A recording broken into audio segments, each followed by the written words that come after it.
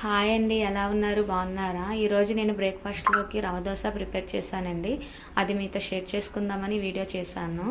ఈ రవ దోశకు కావాల్సింది ఒక గ్లాస్ నింపుగా నేను వరిపిండి తీసుకున్న, హాఫ్ గ్లాస్ సూజీ రవ్వ, హాఫ్ గ్లాసు గోధుమ పిండి తీసుకున్నానండి. అందులోనే కొంచెం జీలకర్ర, రుచికి సరిపడినంత సాల్ట్ వేసుకొని వాటర్ వేసుకొని కలుపుకొని ఒక పావుగంట సేపు మూత పెట్టుకొని పక్కన పెట్టుకోవాలి పిండిని. అది పిండి బాగా నానాలి, అప్పుడే బాగా వస్తుంది. ఇది ఎలా అంటే క్వాంటిటీ కొంచెం మనం వాటర్ ఎక్కువ వేసుకోవాలి, ఎందుకంటే నెరపం కదా దోశ పోస్తాము, అందుకని కొంచెం పలచగా ఉండాలండి.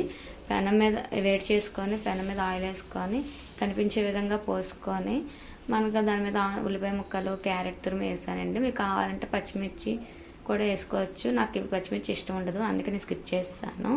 చూడండి ఎంత బాగా కాలి ఎంత బాగా వస్తుందో, చాలా బాగుంటుంది, కరకరలాడుతుంది దోశ. మీరు ఇలా ఒకసారి ట్రై చేయండి. ట్రై చేసి ఎలా ఉందో నాకు కామెంట్ చేయండి. నా వీడియో మీకు నచ్చితే నా ఛానల్ సబ్స్క్రైబ్ చేసుకోండి, లైక్ చేయండి. బాయ్ అండి, ఇంకొక వీడియోతో కలుద్దాం. బాయ్. Please comment.